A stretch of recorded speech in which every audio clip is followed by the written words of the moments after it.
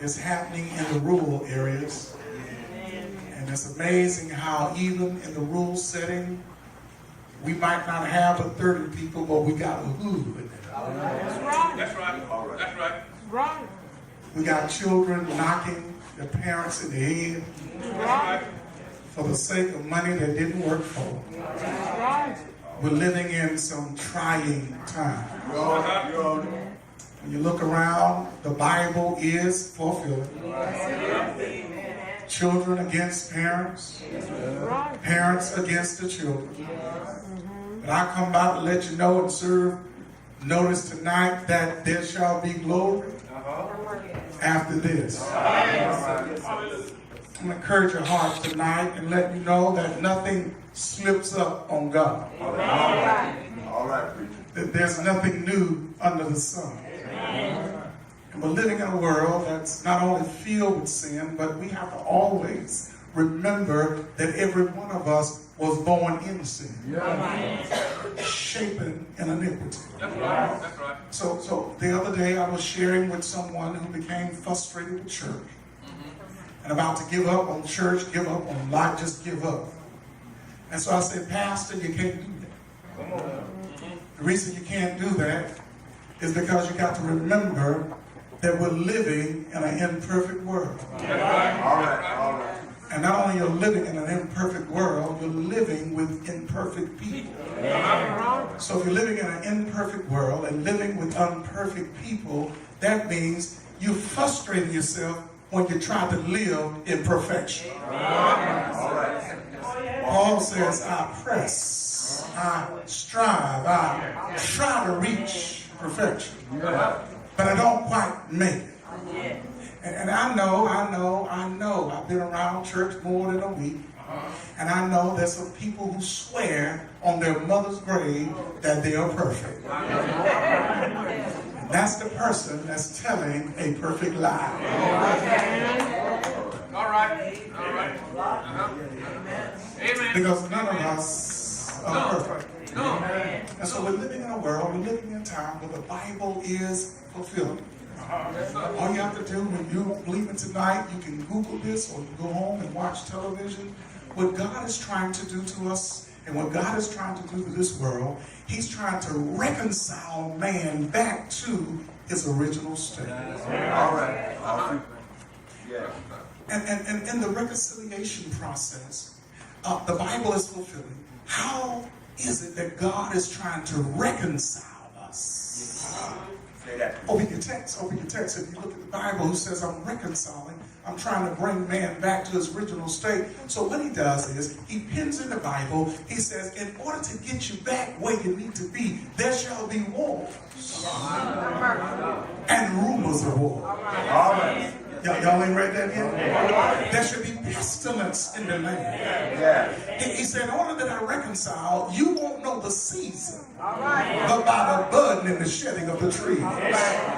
He says, in order that I reconcile, he says to us, he says, in order that I get man back where he needs to be, he says, there'll be earthquakes in diverse places. Oh, I know I'm right about it. And so what's going on now? And everybody looking around, what's wrong with the climate? What's wrong with the world? What's wrong with the nation? What's wrong with people? There's nothing wrong with God is trying to reconcile man back to his original state. Before sin. Oh, bless his holy name. Before sin, man didn't have to worry about retirement. He didn't have to worry about a 501. He didn't have to worry about paying bills before sin. But before sin, he didn't have to worry about where his next meal was going to come from.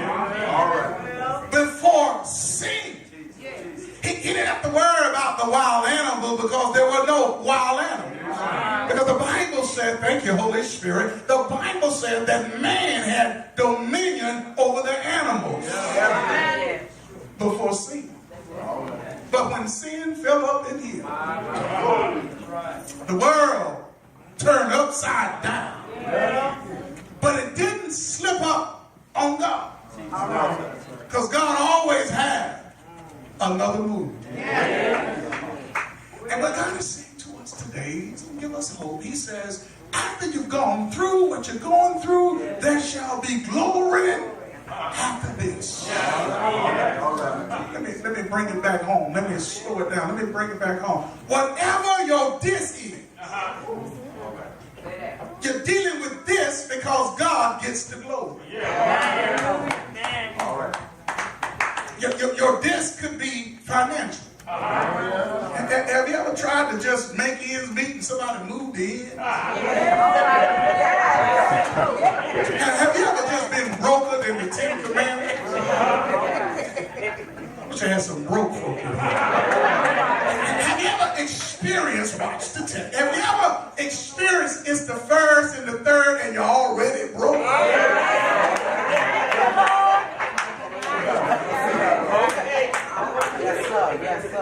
Okay, let me go on to the church. Have you ever been so broke when it's time to give, you ball up your $1? Just ball it on. Face just wrinkled. No, can I help you out a little bit? I don't care if you don't have but $1. Take that $1 and you wave your $1 in the air with John who raised his 50. Come on, somebody. Because what God is trying to get you to see, you may not have, but guess what? He does. And He says if you learn how to lean and depend on me, that dollar will turn into 10 next Sunday. And then you'll be able to say, there shall be glory. Look what the Lord has done. Sometimes God wants us broke so He can show us He will supply our every need. Y'all ain't even in the book. Sometimes God will remove all of your leaning posts so you can learn how to lean on Him. Oh, I wish I had something in here. Have you ever been down to your last dime, broken and all get out and just don't know which way you're going to turn? You're going to call this one, they won't even answer the phone. And I went to the loan people, they say they still need your hubcaps and your mama to get $50. Come on, somebody. Nobody will let you have nothing. And God says, step back and watch me move. And when God moves in your life, watch this, there shall be glory after this. Everything you're going through, God says, I get the glory out of it.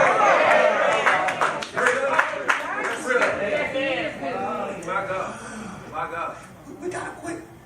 We just gotta quit all this foolishness about somebody working something on me.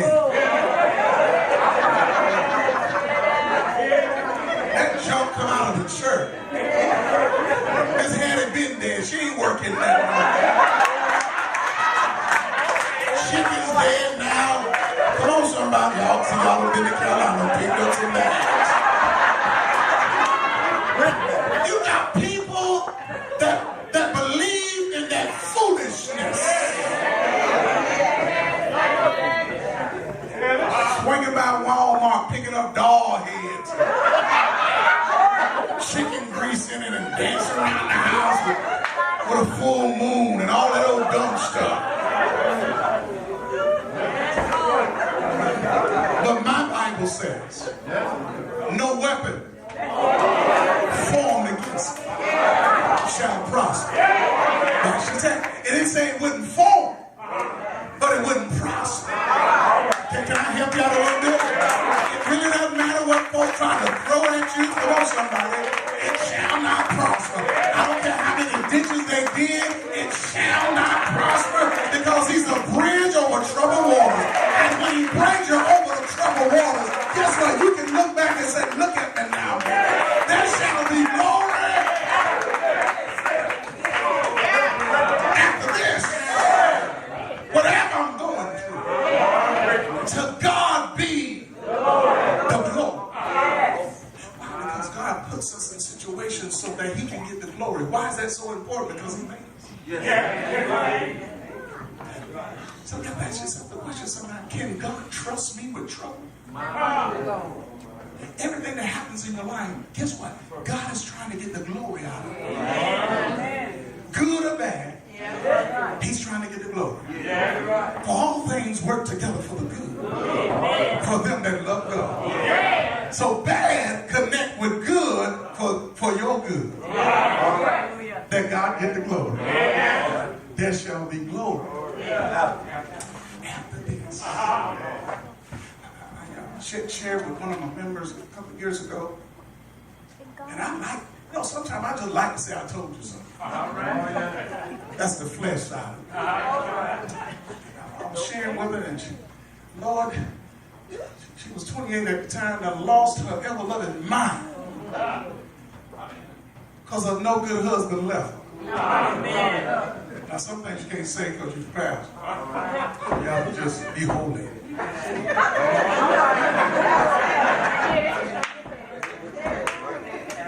You working 2 jobs, and he talking about he in between. In her car. Late picking her up. Hanging out with the wrong crowd. And then he operated outside of his call. He was not called to lay hands.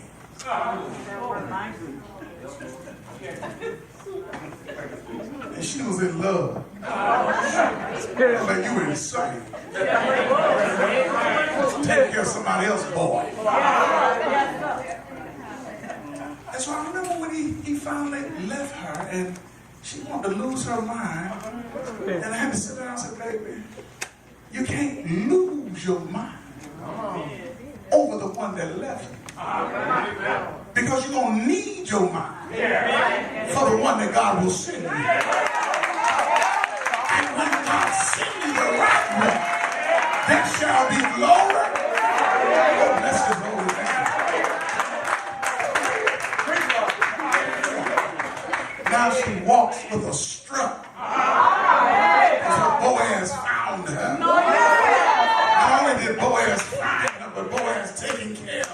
Because she got in the right place, did the right thing, come on somebody, and waited on the Lord to send what she needed. And now she can worship God and say, look what the Lord has done. Sometimes God permits things to go through your life so you can stand with a boldness and say, I've got the glory. God gets the glory. Why? Because he brought me through it. Have God ever brought you through something? I'm talking about sure enough brought you through something.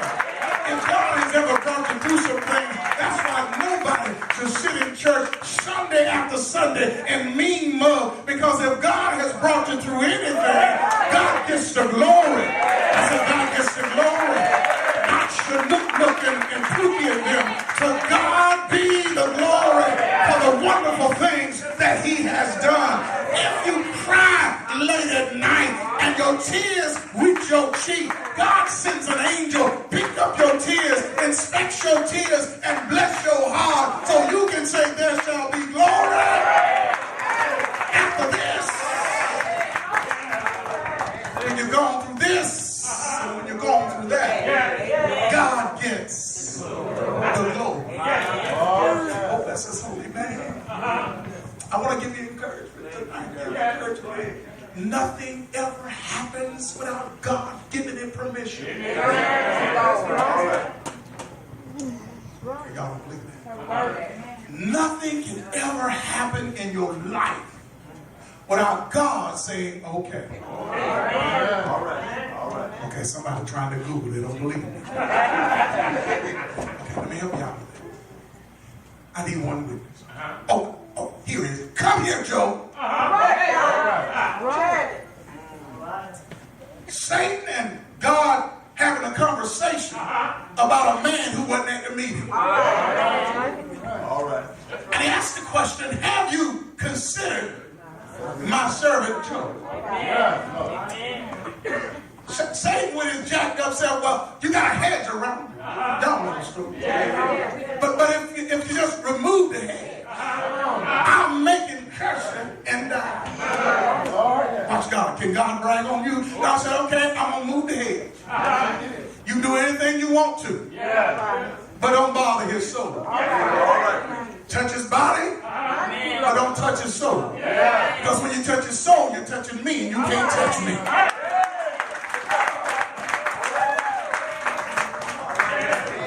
So he was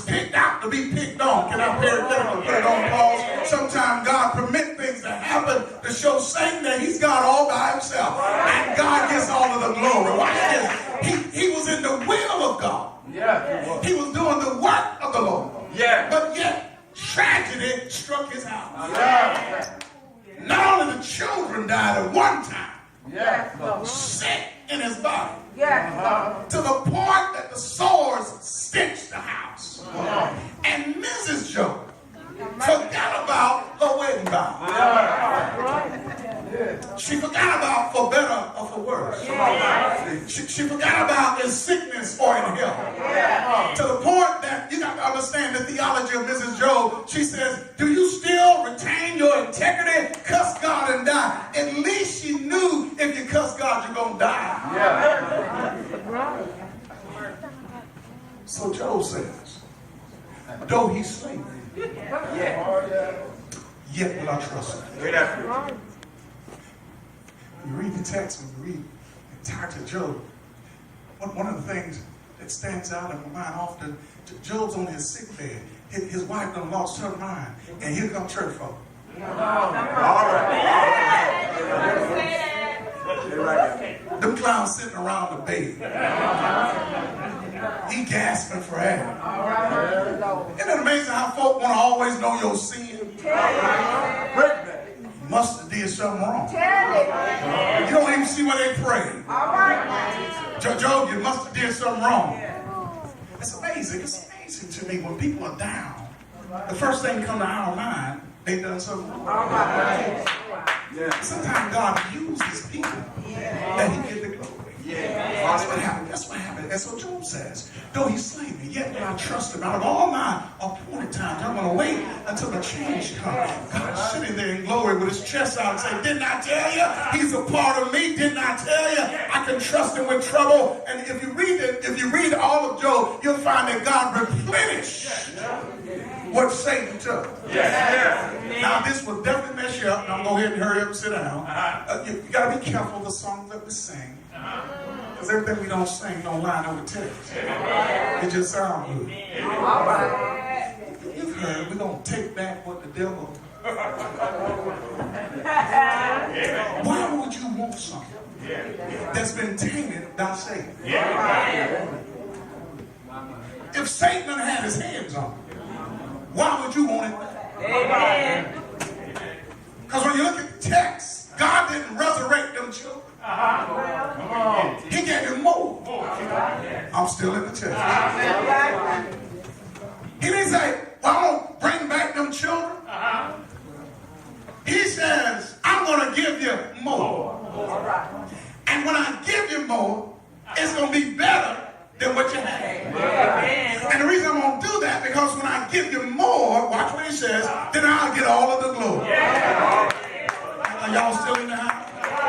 Whatever Satan take, you got to start shouting, because guess what? God has something better. I said, God, I can't let repo come back and pick up that car. You just waiting to get back. Don't be falling behind the repo man. Get your shout on and say, he may have got me this week, but God got something better. Y'all see, y'all don't know the repo man? Let him come get it. So they make more cars.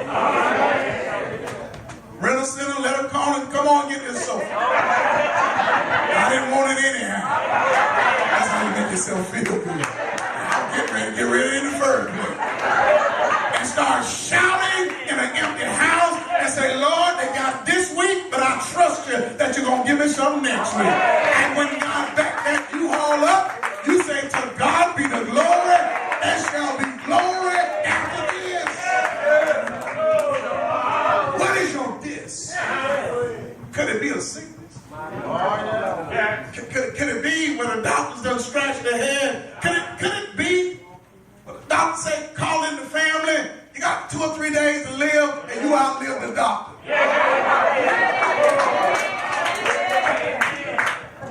See, listen, I'm talking about a different sickness. I ain't talking about a headache that Tylenol. I'm not talking about a sinus pressure pill. I'm talking about life support. I'm talking about when those eyes are fixated to a wall and they don't even know know they're in this world. And the Lord stopped by our hospital room. Had them sitting up in the bed. Why? Because God gets the glory. I thank God for doctors. I'm not that holy that I can't go to the doctor. And I got some folks so saved, the Lord don't do it. Okay, sit on at the house if you want to. You're going to be walking down the aisle talking about, I am the resurrection. I know in my heart, brother.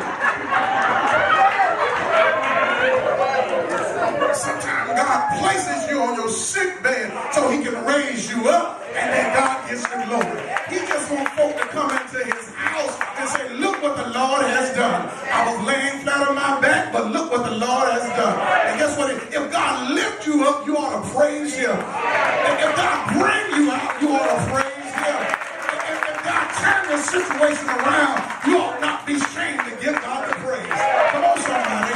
When it gets good, you ought not be looking at quarters on the ground. You ought to be looking at them and say, Lord, I thank you because you get all of the glory for what you've done for me. I'm standing behind this sacred desk because God gets the glory. There should be glory. After this, I talked about it last night, so I'll talk about it tonight. That way I will be mad at myself. All right. When I ran from church, and when I didn't like preachers, I couldn't stand a preacher. I ain't got a trip. Had nothing to do with preaching. Matter of fact, I thought all of them was crooked. I ain't got a trip. All of them crooked, I'm right. And when I had nothing to do with church, and when I left the foundation, church come up in the church. I got sick of church. Because in my mind, everybody was wrong. In my mind. And so I'm running. I don't like this church stuff. And I found myself in Atlanta, Georgia. And I messed around in my running. I messed around and tripped over myself. And when I got up, I found myself near a dumpster. And there, I lived better than 30 days eating out of the trash to survive. Down from South to Camp Mall on Candler Road. I was the dude that stood in front of Piccadilly and said, brother, you got a quarter, you got a dime. That was me. I one had to jump out of running cars for my life. Because I was in the hoods I had no business being in. All but one Saturday morning. My stomach talked to me. I said my stomach talked to me because I wasn't listening to the Holy Spirit. My stomach said, what we gonna do now? And I called the only person I knew. Mom. Saturday morning. 3 months later. Mama, I want to come home. And her no saved my life. Because that's the first time my mama told me, no, you can't come here. All right. I can't go. The mama's out. But I remember sitting off of Candler Road. And I remembered the old songs of the church. Stomach growling. Drinking water to stay full. But I remember in my father's house. I remember the Lord is my shepherd. I shall not want. I remember. Come unto me, all you that labor and heavy laden, and I'll give you rest. I got up from that day, made my way back to Jessup, Georgia. Told mama I'm ready now to do whatever I need to do. And guess what? Look at me now. To God be the glory for the wonderful thing that he has done. I'm not here because of all of that. I'm here because God gets the glory. There shall be glory. It's not hold you too long. Let's look at text, and we'll talk about an unnamed man that people look at funny. The record tells us here in this 5th chapter of Mark, Jesus had recently come over from another side. He and the disciples had recently encountered a storm. to the fact that Mark lets us know that this storm was so fierce that the boys on board go down counter part of the ship, wake Jesus up, who was on a pillow. Y'all keep missing them right now. In their storm, their Jesus was asleep.